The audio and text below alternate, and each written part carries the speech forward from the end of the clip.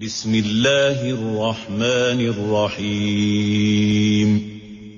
ولا تجعل يدك مغلولة إلى عنقك ولا تبسطها كل البسط فتقعد ملوما محسورا إن ربك يبسط الرزق لمن يشاء ويقدر Innahu kana bi'ibadihi khabiran basira. Manusia diciptakan dengan berbagai sifat yang melekat. Ada sifat positif, namun tak jarang pula negatif. Seperti sifat kikir yang seringkali hinggap dalam diri pribadi. Padahal sejatinya semuanya adalah milik Allah Azza wa Jalla. Adalah tak patut bagi kita menahan segala sesuatu untuk diri kita sendiri. Bahkan dengan dalih berhemat. Sesungguhnya hemat dan kikir memiliki makna yang amat jauh berbeda. Kikir hanyalah membawa pada kekurangan. Dan balasan setimpal telah menunggu bagi siapa yang kikir merasa berhak atas segala yang dimilikinya. Nauzubillah min zalik.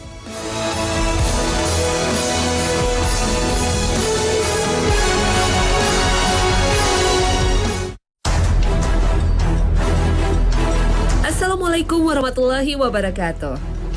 Selamat pagi pemirsa Trans 7, Hasanah Ensiklopedia Islam Dunia hadir kembali dengan informasi ilmu dan Islam yang semoga membawa kita kepada ketakwaan dan kecintaan tiada banding kepada pemilik alam semesta dan segala isinya, insya Allah. Sesungguhnya manusia tidaklah punya suatu apapun tanpa seizin Allah. Semua yang kita miliki berasal dari Allah. Maka wajib bagi kita untuk menggunakannya di jalan Allah dengan sebaik-baiknya. Tak pantas bagi kita untuk bersifat kikir, apalagi menyimpan kepunyaan untuk kepentingan sendiri. Kita harus mengambil hikmah dari kisah Qarun, umat Nabi Musa yang akhirnya diazab Allah karena kesombongan dan sifatnya yang kikir. Nauzubillah min zalik.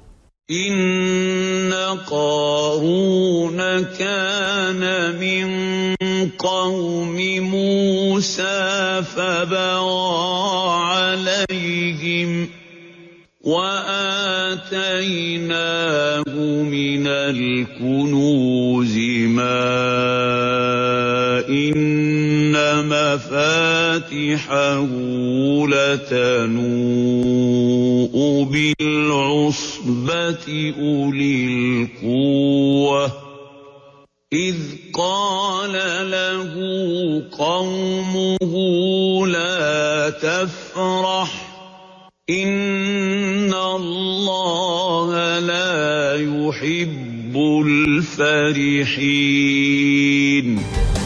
Qarun adalah kaum Bani Israel yang juga merupakan paman Nabi Musa. Ia paling rajin dan tekun membaca kitab Taurat. Ibnu Katsir menjelaskan dalam kitab Al-Bidayah wa An-Nihayah bahwa sebelumnya Qarun bukanlah orang yang kaya raya. Ia belajar kepada Nabi Musa tentang ilmu mengetahui lokasi tepat emas dalam bumi. Berkat pengetahuannya itu, akhirnya ia menjadi kaya raya. Ia dikaruniai kekayaan yang melimpah. Bahkan, kunci-kunci pintu tempat ia meletakkan hartanya tak akan kuat dipanggul oleh sejumlah orang kuat sekalipun. Namun kekayaannya ini malah membuatnya berlaku sombong, aniaya, dan membanggakan dirinya. Ibnu Abbas berkata bahwa kunci-kunci perbendaharaan harta Qarun dapat dibawa oleh 40 laki-laki yang kuat. Kaumnya telah memperingatkan Qarun agar ia jangan terlalu membanggakan hartanya yang berlimpah-limpah dan kekayaan yang bertumpuk-tumpuk itu, karena Allah tidak menyukai orang yang terlalu membanggakan diri. Tetapi peringatan itu tidak digubrisnya sama sekali. Jelas menasihati Qarun untuk memanfaatkan kekayaannya di jalan Allah, dan bahwa dalam kekayaannya terdapat hak orang lain.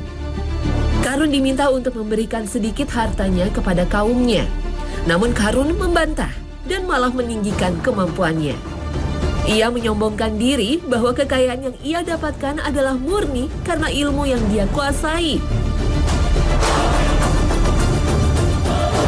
فخسفنا به وبداره الأرض فما كان له من فئة ينصرونه من دون الله فما كان له من فئة ينصرونه من دون الله وما كان من المنتصرين.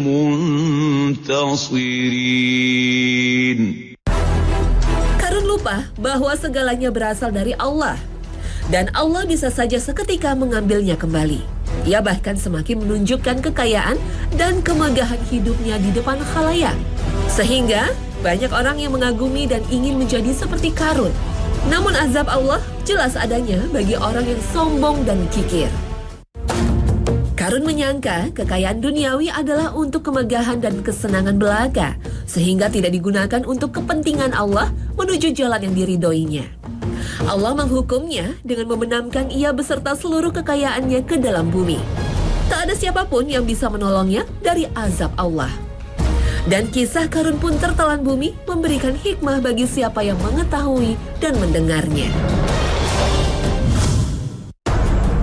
Kikir jelas bukanlah tabiat yang patut dicontoh. Walaupun banyak yang berdalih berhemat, padahal sesungguhnya ia hanya kikir. Hemat dan kikir memang memiliki batas yang sungguh tipis. Namun keduanya bukanlah hal yang sama. وَالَّذِينَ إِذَا أَنفَقُوا لَمْ يُسْرِفُوا وَلَمْ يَقْتُرُوا وَكَانَ بَيْنَ ذَلِكَ قَوَامًا. Sesuai dengan firman Allah dalam Al-Quran, bahwa hemat adalah tidak berlebih-lebihan, namun tidak pula kikir. Hemat adalah di tengah-tengahnya. Hemat sejatinya adalah pola hidup yang menerapkan prinsip kehati-hatian dengan mempertimbangkan kepentingan generasi yang akan datang. Orang yang mampu berhemat berarti ia mampu memanfaatkan segala sesuatu sesuai dengan kepentingan dan takarannya atau tepat guna dan efisien. Artinya, seseorang yang berhemat hanya mengambil sesuatu sesuai dengan hak dan keperluannya. Suatu ketika Rasul pernah menegur Jabir. "Mengapa engkau berlebih-lebihan, wahai Jabir?" Jabir pun menjawab, "Wahai Rasulullah, apakah dalam wudhu tidak boleh berlebih-lebihan?" Rasul pun menjawab, "Ya, janganlah kamu berlebih-lebihan ketika wudhu, meskipun engkau berada di sungai yang mengalir." Sungguh tercermin pribadi Rasul yang sangat menghargai hidup dan perilaku hemat sederhananya. Sedang kikir atau disebut bakhil dalam Al-Quran adalah perilaku yang tidak menggunakan rezeki dan nikmat yang diberikan oleh Allah untuk digunakan sesuai dengan kadar, kebutuhan, dan tanggungannya. Imam Ibnu Jauzi mengartikan kikir sebagai sifat enggan menunaikan kewajiban, baik itu bersifat harta benda atau jasa. Sebagaimana firman Allah dalam surat Al-Ma'arij ayat 19 dan 20. Innal insana khuliqa halu'a idza massahu asy-syarru jazu'a. Manusia memang diciptakan memiliki sifat yang kikir jika ia memperoleh rezeki dan karunia dari Allah. Namun sifat ini bisa diubah dengan mengikuti petunjuk Allah. Perilaku kikir adalah bukti bahwa keimanan kepada Allah yang tidak sungguh-sungguh. Benarlah sabda Rasulullah SAW bahwa sifat kikir tidak bisa bertemu dengan keimanan dalam hati seorang umat. Orang yang beriman akan menyadari bahwa segala nikmat yang dirasakannya berasal dari Allah. Puji syukur akan dipanjatkan pada Allah Azza wa Jalla dan merasa keterikatan dengan karunia yang Allah berikan. Sehingga ia akan mengeluarkan hak orang lain atau hak Allah yang ada dalam hartanya. Allah Subhanahu wa Ta'ala telah memperingatkan umatnya untuk berlaku adil, menghindari kikir. Sebagaimana firman-Nya dalam surat An-Nisa. إن الله لا يحب من كان مختالا فخورا الذين يبخلون ويأمرون الناس بالبخل ويكتمون ما آتاهم الله من فضله وأعتدنا للكافرين عذابا مهينا. Sesungguhnya Allah tidak menyukai orang-orang yang sombong dan membanggakan diri, yaitu orang-orang yang kikir dan menyuruh orang lain berbuat kikir dan menyembunyikan karunia Allah yang telah diberikannya kepada mereka. Al-Quran Surah An-Nisa ayat 36 dan 37. وَمَنْ يُوقَ شُحَّ نَفْسِهِ فَأُولَئِكَ هُمُ الْمُفْلِحُونَ. Syekh As-Sa'di menjelaskan bahwa orang yang terpelihara dari sifat kikir, dirinya akan bermurah hati untuk melaksanakan perintah Allah. Jiwa yang bebas dari sifat kikir akan mudah mencurahkan harta di jalan Allah untuk mencari ridhonya. Dengan demikian, ia adalah orang yang beruntung. Sementara orang yang tidak menjaga dirinya dari sifat kikir, ia akan diuji dengan sifat kikirnya terhadap kebaikan yang akan mengarah pada kejelekan. Begitu banyak ayat-ayat Al-Quran yang mengecam perilaku kikir. Karena perilaku kikir tidak hanya merugikan orang lain, bahkan sejatinya orang yang kikir itu sendirilah yang paling merugi. Jika dia mengira bahwa dengan menahan hak orang lain atas hartanya akan membuatnya tetap kaya, maka ia jelas telah terbutakan oleh harta benda. Ibnu Rajab menyebut orang yang demikian adalah orang yang berambisi terhadap harta, sehingga ia sanggup mengusahakan dengan cara yang haram dan menghalanginya untuk menunaikan kewajiban atas hartanya. Ia akan semakin dikuasai oleh hartanya, semakin kikir sedekah dan takut kehilangan harta. Sifat bakhil bertingkat-tingkat. Orang yang paling bakhil adalah orang yang tidak mau mengucap salam kepada orang yang dikenal ataupun yang tidak dikenalnya. Padahal mengucap salam tidak membutuhkan banyak modal, namun sungguh besar pahalanya.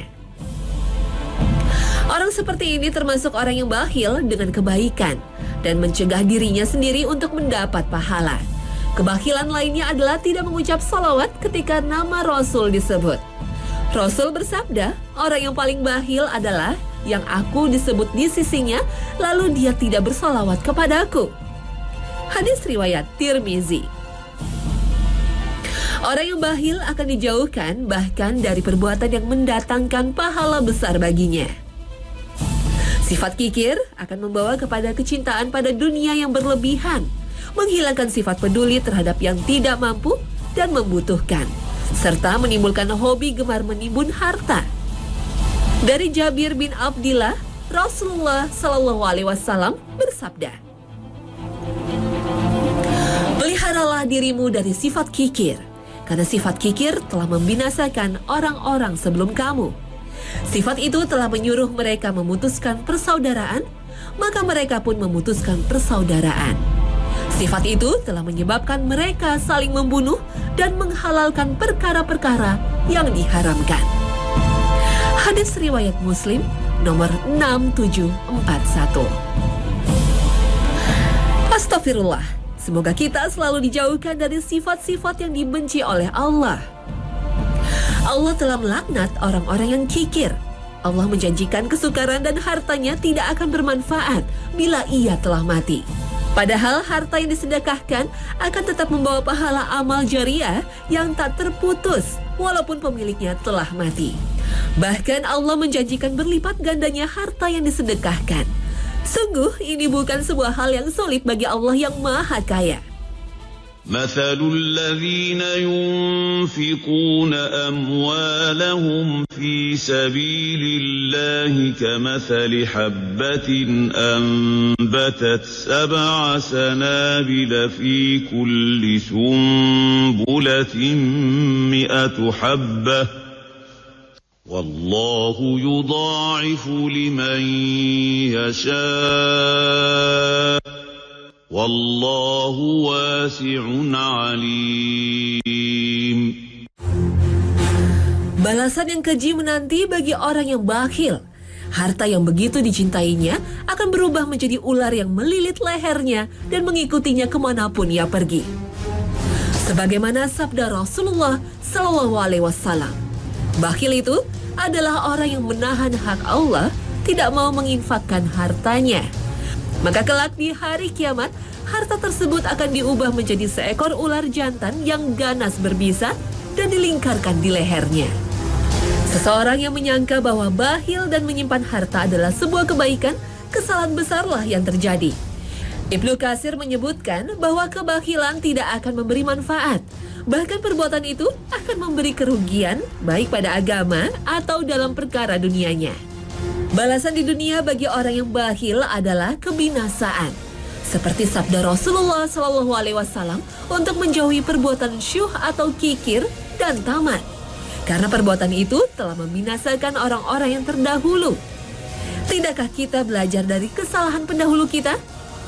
Kebakhilan menurut Imam Asy-Syan'ani akan membuat seseorang semakin mengumpulkan harta dengan cara yang haram, semakin ingin untuk selalu menambah kekayaan, namun menjaganya dari berkurangnya harta. Ia akan merampas harta yang bukan haknya dan menghalalkan perkara yang telah jelas diharamkan. Nauzubillah min zalik. Bahkan malaikat pun tak mau berpihak pada orang yang bakhil. Rasulullah SAW bersabda, tidaklah setiap hari kecuali ada 2 malaikat yang turun ke bumi. Salah satu malaikat tadi berdoa, "Ya Allah, berikanlah kepada orang yang menginfakkan hartanya keuntungan." Adapun malaikat lainnya berdoa, "Ya Allah, berikanlah orang yang kikir terhadap hartanya kerugian." Hadis riwayat Muslim. Tak hanya di dunia, ancaman akhirat telah menunggu orang-orang yang bakhil. Harta yang disimpannya akan diubah menjadi lempeng logam dari api neraka dan ditempelkan pada dahi, lambung, dan punggungnya. Allah Azza wa Jalla berfirman, وَالَّذِينَ يَكْنِزُونَ الذَّهَبَ وَالْفِضَّةَ وَلَا يُنْفِقُونَهَا فِي سَبِيلِ اللَّهِ فَبَشِّرْهُم بِعَذَابٍ أَلِيمٍ يَوْمَ يُحْمَى عَلَيْهَا فِي نَارِ جَهَنَّمَ فَتُكْوَى بِهَا جِبَاهُهُمْ وَجُنُوبُهُمْ وَظُهُورُهُمْ هَذَا مَا كَنَزْتُمْ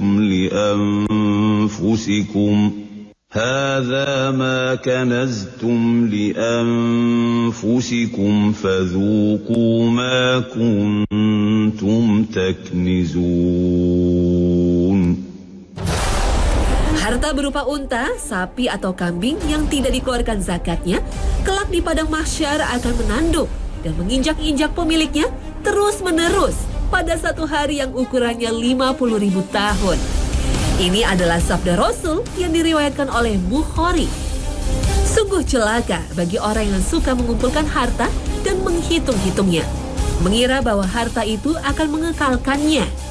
Sesungguhnya api neraka menunggu bagi orang yang kikir dan tidak mau bertaubat.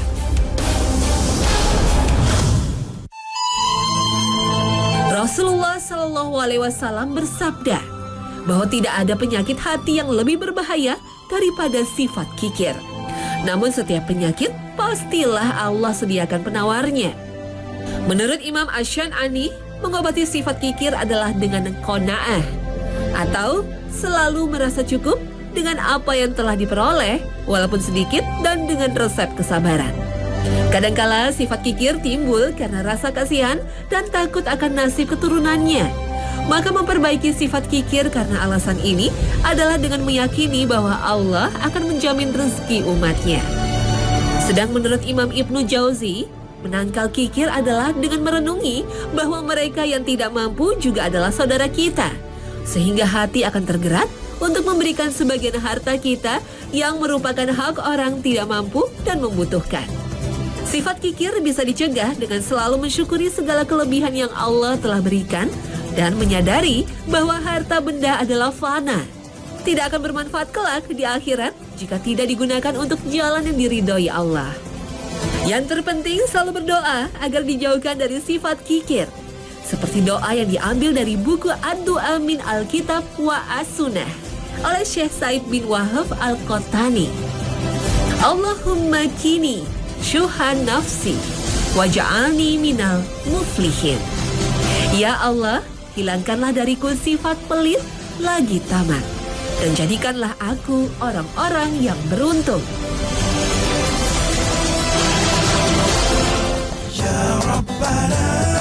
Bakhil tak hanya berarti kikir dalam membelanjakan harta, namun bisa juga berarti kikir dalam menjalankan perintah Allah untuk mendapat ridhonya. Bakhil akan membawa kerugian tidak hanya di dunia, namun menjauhkan kita pada nikmat Allah di akhirat nanti. Memperkuat keimanan dan mensyukuri setiap karunia yang diberikan Allah adalah penangkal jitu sifat bakhil yang merupakan salah satu pintu yang digunakan setan untuk mempengaruhi manusia. Semoga kita dilindungi dari godaan setan yang terkutuk. Demikian kebersamaan kita hari ini. Semoga sajian hasanah pagi ini dapat bermanfaat bagi wawasan iman serta takwa kita sekalian, dan semakin mendekatkan kita kepada ridha Allah Subhanahu wa Ta'ala. Amin, amin, Allahumma amin. Sampai jumpa dalam episode berikutnya. Terima kasih atas perhatian Anda, dan wassalamualaikum warahmatullahi wabarakatuh.